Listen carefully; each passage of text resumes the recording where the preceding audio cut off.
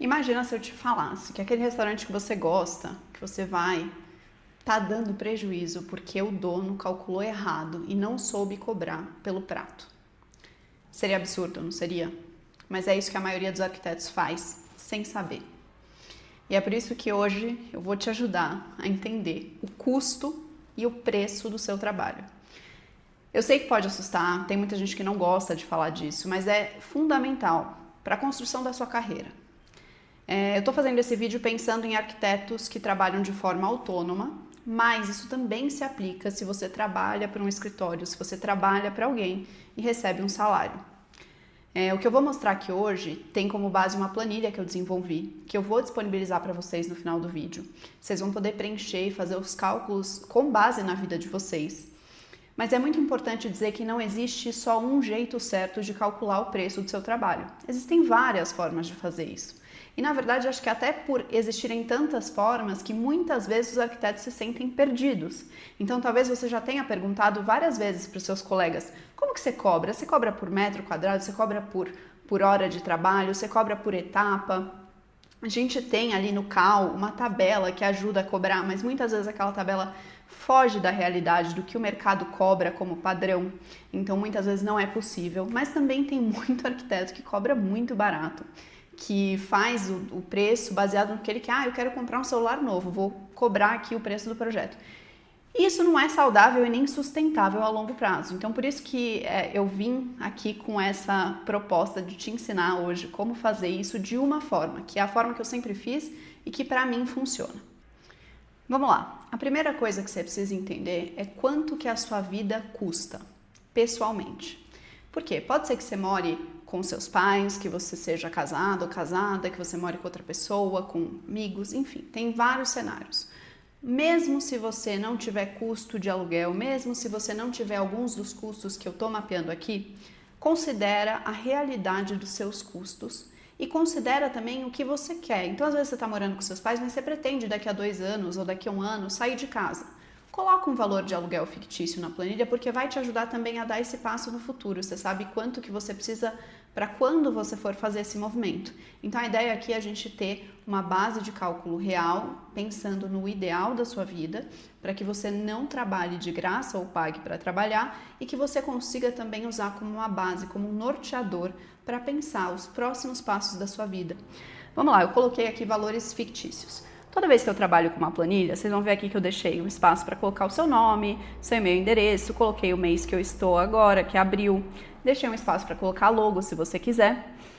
E vocês vão ver que eu coloco aqui 2 colunas, uma coluna chamada padrão e uma coluna chamada exceção. Isso já é muito importante de ser dito e tem muita gente que não pensa nisso.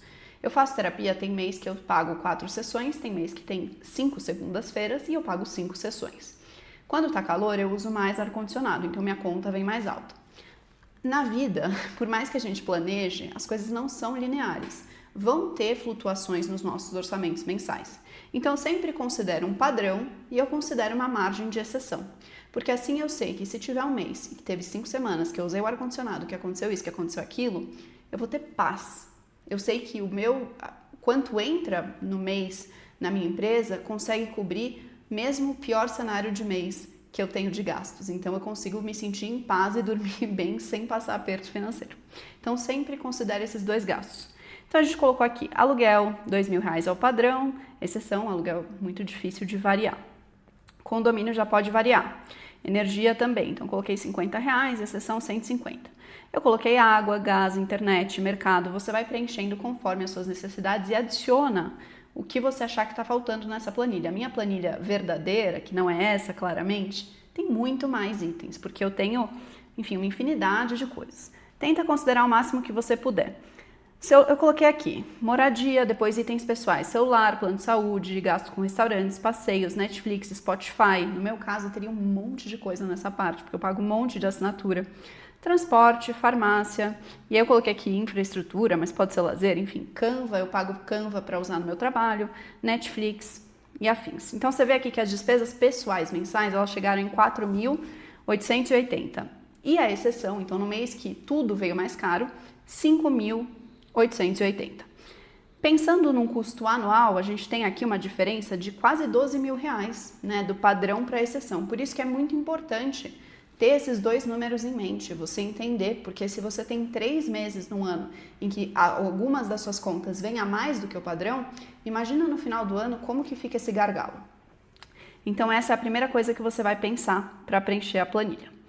Depois, se você tem empresa, acho que não é o caso se você é funcionário, se você presta serviço de repente para outras pessoas e você não tem esses custos, você pode ignorar essa parte da planilha. No meu caso eu tenho, então tem aqui mensalidade do contador, seguro de vida, que eu acho importantíssimo, pouquíssima gente fala sobre isso, não sei se tem algum outro arquiteto que fala sobre isso, mas seguro de vida é muito importante, porque a gente precisa pensar no pior cenário. Imagina se você tem um acidente e você tem que ficar com a mão imobilizada por muito tempo, como que você vai desenhar?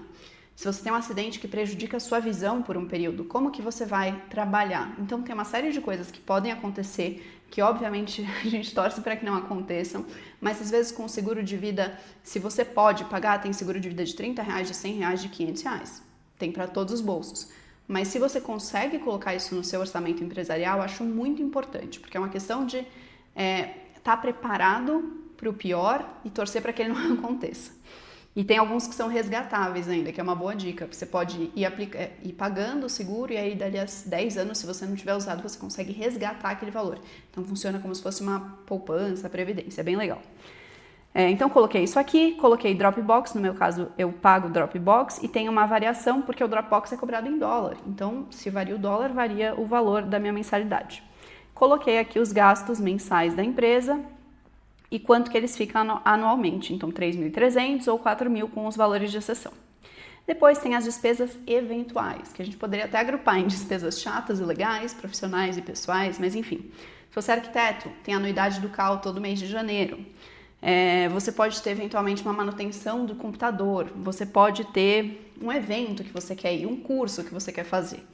Então tem coisas que vão ser necessidades e tem coisas que vão ser luxos ou aprimoramento, você pode querer fazer uma pós-graduação, enfim, uma série de coisas que não vão entrar ali nos seus gastos recorrentes, não é todo mês que você vai fazer aquele curso, ou não é todo mês que você vai pagar o CAL, porque você paga só uma vez por ano, você pode colocar aqui. E aí tem também aqueles gastos pessoais que são eventuais. Então, presente de aniversário, presente de Natal que você vai dar para alguém ou para você mesmo, férias, você vai querer ter uma remuneração para suas férias. E eu até sempre gosto de colocar um valor de imprevistos. Repito, aqui é tudo simulado, não são os valores reais da minha vida ou da vida de alguém. Eu coloquei valores fictícios para a gente ter uma base para conversar.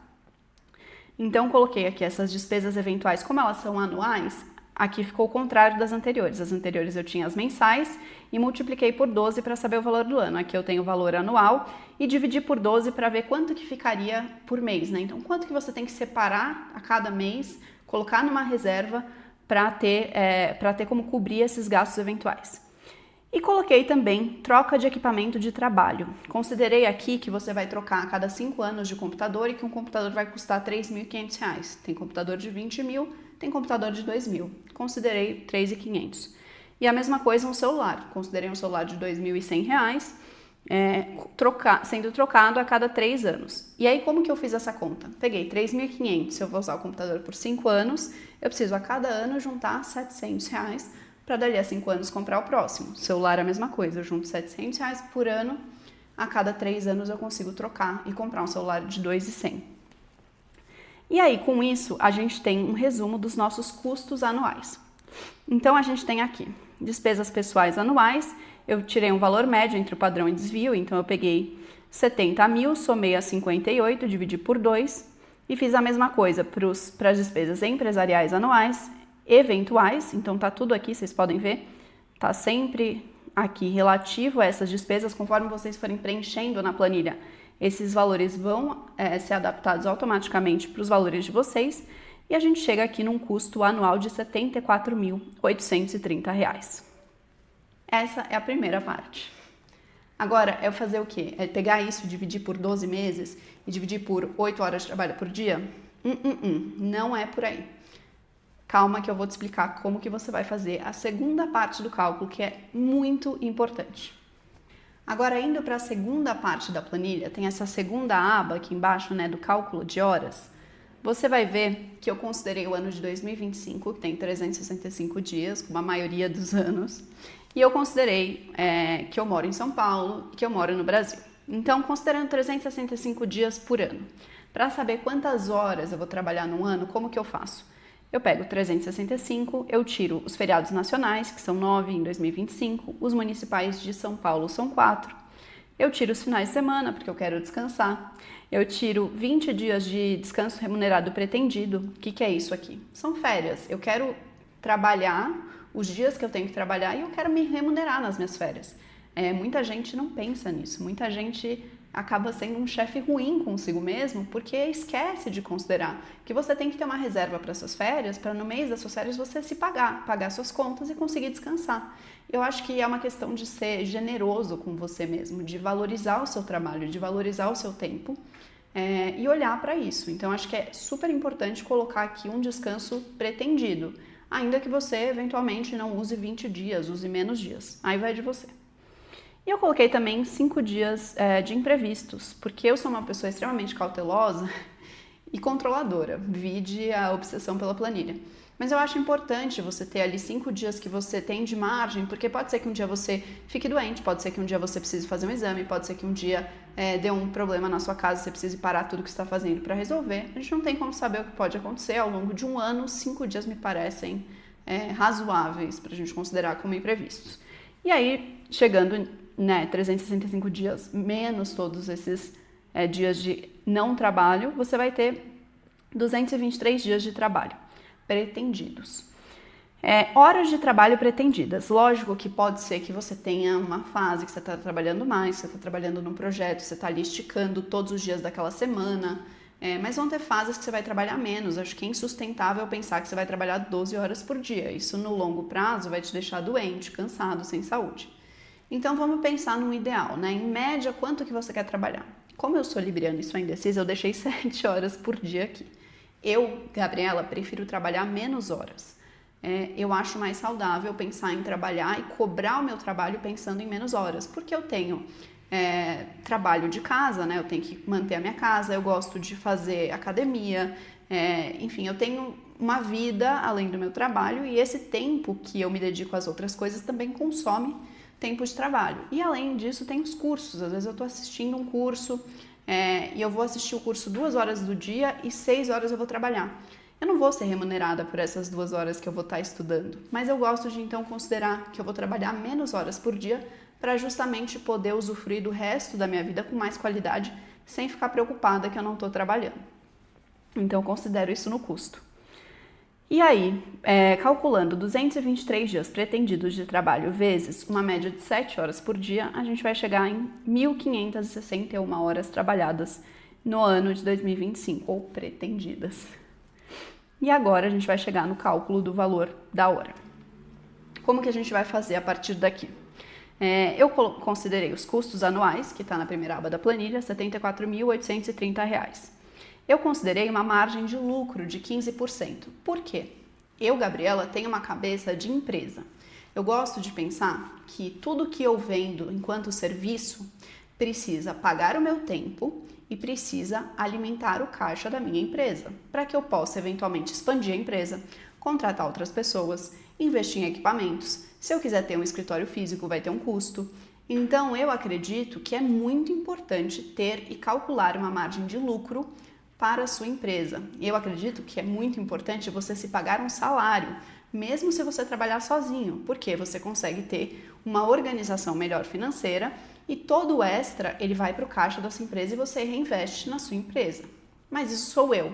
Você pode querer usar essa margem de lucro para fazer sua poupança, tudo bem. Aí vai de você, da sua consciência e também do momento da sua vida, enfim, é uma decisão pessoal. Para tanto, considerei 15% de margem de lucro, não é obrigatório ser 15%, pode ser quanto você quiser. Às vezes você vai começar a empresa, nos primeiros projetos você não vai conseguir cobrar tanto e você não vai ter tanta margem de lucro. Às vezes a margem de lucro vai aumentando ao longo do seu tempo de experiência, enfim. Também tem uma questão de momento de vida. De todo modo, considerei 15%. Se você achar que é um valor diferente, você pode só colocar aqui, ao invés de 15, você pode colocar 10, você pode colocar 20, enfim. Coloquei 15, vamos manter 15.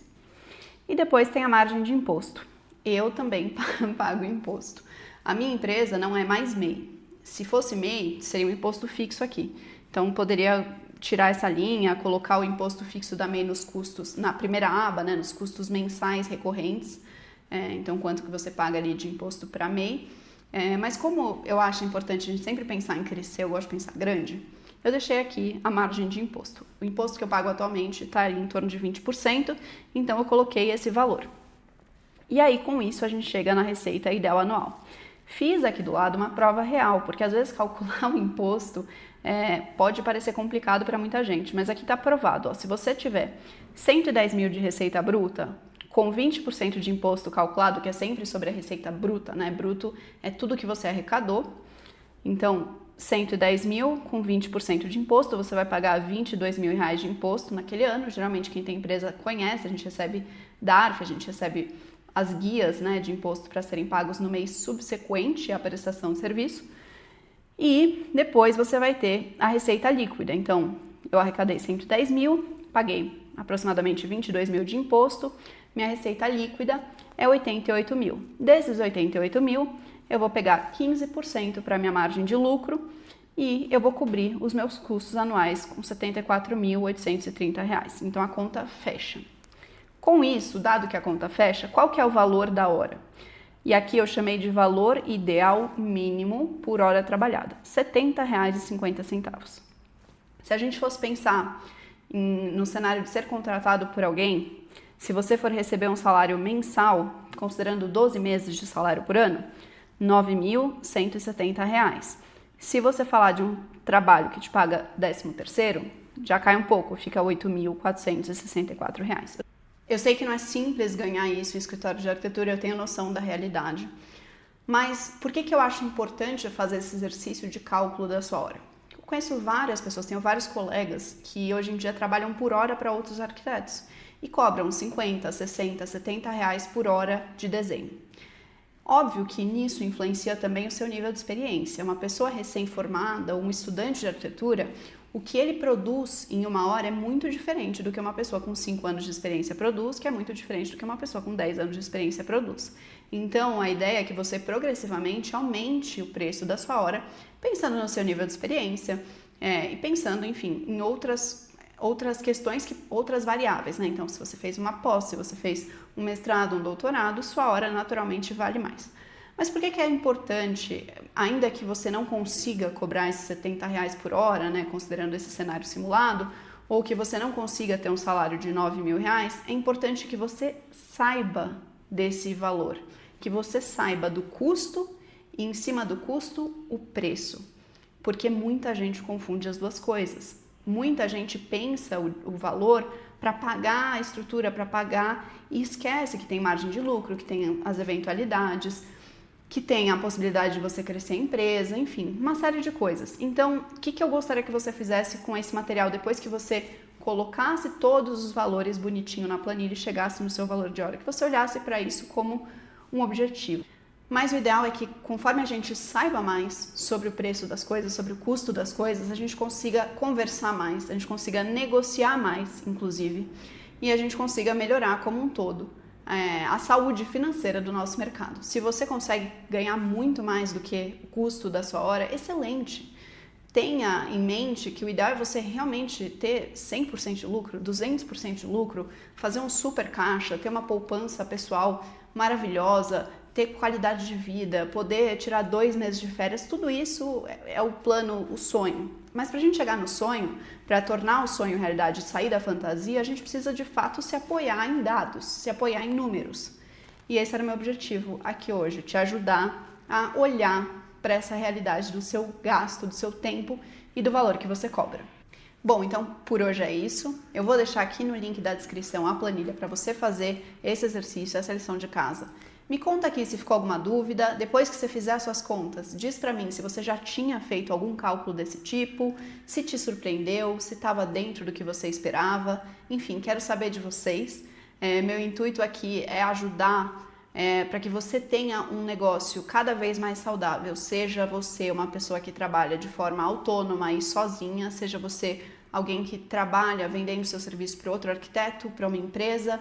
Se você ainda não consegue cobrar dessa forma, tudo bem, mas você precisa saber onde você está indo, saber onde você quer chegar e ter um norte para que você tenha mais sucesso, mais tranquilidade financeira e você tenha longevidade no seu trabalho, na sua empresa, na sua carreira, porque a gente quer sempre pensar isso, pensar um pouquinho no hoje, no que a gente está fazendo hoje, mas também no amanhã, onde a gente quer chegar, onde a gente quer estar daqui a 5, 10 anos, qual é a vida que a gente quer construir, com qual qualidade.